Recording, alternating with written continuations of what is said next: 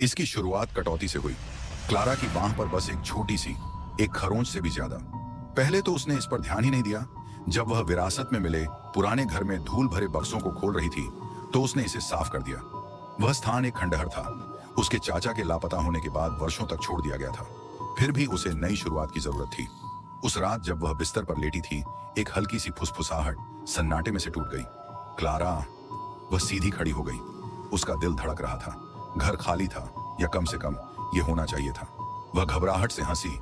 इसे अपनी अतिस्क्रिय कल्पना और पुराने लकड़ी के बीमों की चरमराहट तक सीमित कर दिया। फिर से फुसफुसाहट आई। तुमने इसे क्यों लिया?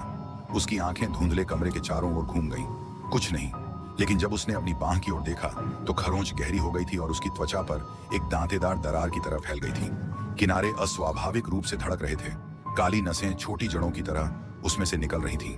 बाथरूम में टिमटिमाती रोशनी के नीचे वह घबराते हुए उसे साफ करने लगी। किसी भी मात्रा में साबुन या पानी से मदद नहीं मिली। जैसे ही वह शीशे के करीब झुकी, कट बोला, तुम्हें इसे ऐसे ही छोड़ देना चाहिए था। क्लारा लड़खड़ाते हुए वापस आ गई, गीली टाइल पर लगभग फिसलती हुई। उसकी सांसें तेज सांसों में आईं।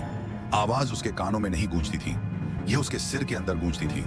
वह यादें जिन्हें वह नहीं पहचानती थी उसके दिमाग में कौंध गईं। उसके चाचा तहखाने में बुखार से खुदाई कर रहे थे, अपरिचित भाषा में मंत्रोच्चार कर रहे थे, गंदगी से कोई नुकीली और चमकती हुई चीज निकाल रहे थे। क्लारा ने अभी तक बेसमेंट नहीं खोला था। अब वह अपना नाम चिल्लाने वाली आवाज को अनसुना करते हुए वहां भागी। अपने फोन की धीमी रोशनी में उसने इसे देखा।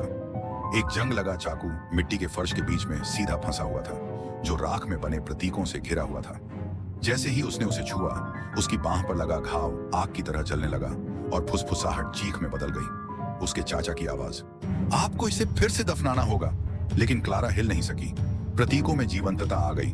वे एक बीमार हरे रंग की चमक बिखेर रहे थे। चाकू उसके हाथ में घूम गया और उसे बहुत देर से एहसास हुआ कि यह अब उसके चाचा की आवाज नहीं थी। यह कुछ और था, कुछ भूखा। तहखाने का दरवाजा उसके पीछे धड़ाम से बंद हो गया। चीखें बंद हो गईं।